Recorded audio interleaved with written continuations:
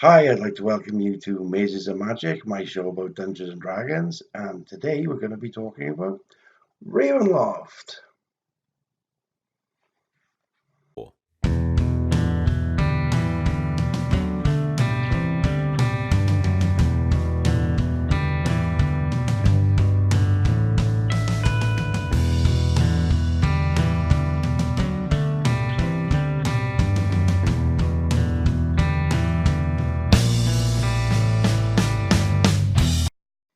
Just to let you know some of the publishing history of the campaign setting, it all started back in 1983 with the publication of the Ravenloft Adventure module by Tracy Weiss and Laura Hickman. And this was their Halloween adventure, the adventure that they would pull out and play with their friends every Halloween. The successor of this adventure was followed up in 1986 with the release of Ravenloft 2, The House on Griffin Hill. Now, this adventure has a bit of a more troubled publishing history, and if you want to hear more about it, let me know in the comments below, and we'll do another video to let you know about that. In 1990, the Ravenloft campaign setting, known as the Black Box, was introduced to the world. And it expanded on and combined some of the information in the modules to create a campaign world that you could adventure in for the first time. It was revised 2 times, once into the red box and once into a hardback book called The Domains of Dread. It was licensed to White Wolf for 3rd edition, and in 2006 Expedition to Castle Ravenloft game was brought out. In 2011 it was due to be released for 4th edition, but that didn't happen, and in 2016 we were greeted with the Curse of Strahd, which you might be able to see on the bookshelf behind me there. And if you want to see information about that, give me a shout in the comments below and I'll make a video about that for you. The book is just a small part of the box, which also contains fold-out maps, fold-up minis, a transparency, and DM cards with information on the back and pictures on the other side. And to be 100% honest with you, I've lost them over the years. These games, they get taken around to people's houses and played, and cards get lost. And it's all right. I'm not a collector as such. I have a tendency towards completism, but I mean, I'm not really a collector. I'm a DM and I enjoy playing them. That's as long as everybody has a good time. That's the main thing. Now, I've already said that I'm not that much of a crunch guy. So the first half of this book might seem like it's sort of skip aheadsville for me. But to be honest with you, even if you don't use these rules, you'll be glad that you read them, because it's all about the atmosphere and how the rules affect the atmosphere of the game.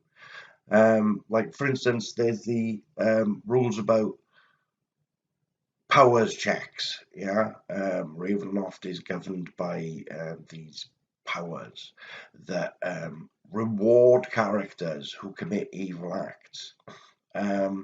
For example, they might be able to jump 30 foot from a standing start. And what does it matter that the player's legs have turned into that of a frog? I mean, come on. There's a chapter on weird beasts and vampires, giving ideas on how to run adventures based around these monsters.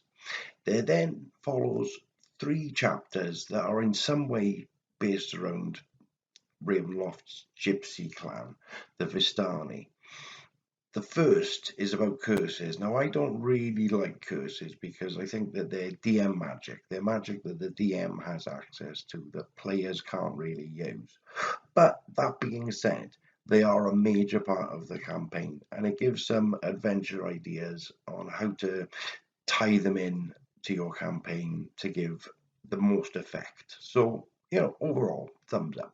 Now, the Vistani are a huge part of the setting, and they are the DM's best friend. They can navigate the mists, which means that they can transport the party from place to place. So if your adventure takes place over several domains, then you can just have them plop, plop, plop, and away they go. Um, they can see the future. So if you need an exposition dump of some kind, you have the gypsies there, just do a tarot reading and away you go. Um, they can do curses. So if you need somebody cursed to create an adventure, or if you need to punish the players, you want to curse the players, go ahead. They are so useful that you'll probably start relying on them a bit too much. I found that Vistani are better when held back, when you use them as a mysterious force. Yeah, um, where you're never quite sure why they're doing what they're doing. Um, Sometimes they help the good guys, but they also help the bad guys. Um, there's a plan that's being worked to that is not of anybody else's concern. Um, yeah. Fortune telling is one of the major parts of Ravenloft. Both of the original adventures had different modes of fortune telling in them, which had a direct effect on the game. And this chapter gives advice on how to incorporate that type of storytelling into your Dungeons and Dragons game. And I love this chapter. I have used fortune telling devices in my games many, many times. Um, I'll give you an example. I had a situation where my players were supposed to be taking out a bomb in the city. Yeah, a magical bomb was going to go off, and the players had to fight to get to that place and stop the bomb from happening. And they failed. I probably should have expected that maybe or considered it for a possibility, but I didn't. And they failed. So I didn't really know what to do. And I thought, well, I'll do a fortune telling. So I sat the whole party down and I worked out the options of what might happen, and then assigned cards to each opportunity and then played them out. And what cards came out decided what had happened to the city. And that way I didn't have any responsibility. And the players had a great interaction where something was revealed to them at the same time it was revealed to me, which I thought was brilliant. There then follows a chapter on spells and how magic is affected in Ravenloft, and that's followed by a chapter on how magic items are affected in Ravenloft. And to be honest with you, I don't think I ever really used these rules. Bit of a cop out on my part, but to be honest with you, I thought things were complicated enough anyway. Um, but I read the chapters, and what it does do is it gives you a very good feel for the setting. Yeah, if you know how magic has been affected, you kind of get the idea about what's going on in the world. So it's still worth a read, even if you don't actually use the rules. The lands of the core and the various islands of terror are described next, and I should probably explain that the world of Ravenloft isn't a world like Greyhawk or the Forgotten Realms.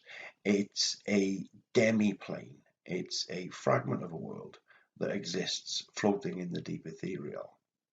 This fragment of a world is fragmented further into the domains, and many of the domains cluster around each other to form a continent, if you will, that is known as the core. And in the mists, various domains circle about, and these are known as islands of terror, and they move basically as the DM wills it. And these domains are both the prisons of and the kingdoms of the Dark Lords, who are described next. Each Dark Lord is cursed with an inability to leave their domain, but within their domain they are blessed with powers well beyond that of most of their kind. Their numbers include Strahd von Zarovich, Count of Barovia, Adam, the creation of Dr. Mordenheim, and my own personal favourite, Aslan Rex, Leash King of Darkon. There are some heroes scattered amongst their few to use. Van Richten, Ravenloft's version of Van Helsing, is there, and Gondogol, the Lost King, and George Weathermay give the characters some hope. There then follows a bunch of family trees, which may sound boring, but is actually brilliant because if you need somebody related to the big cheese who isn't the big cheese, that's where you go to. The Techniques of Terror section is superb, and I would recommend any DM in any setting read it. Just introducing a few of these techniques will make your game a lot more memorable. For example, in my campaign, I've got a character called Nathan Timothy, and Nathan Timothy is a werewolf riverboat captain, but none of my party know that. And why would they? Because this werewolf is a smart guy. He's not going to reveal himself to a party of adventurers. And that's one of the pieces of advice that they give you. Play monsters as characters. There's some adventure ideas that I would have preferred seeing fleshed out into something more immediately usable. But I mean, you can't have everything. There's some monsters at the end for you to use in your campaigns. I myself have always used the Nosferatu vampire described there rather than the vampire from the standard Monsters Compendium because I always felt it was more what a vampire was expected to be from my players. And that's pretty much it for this video.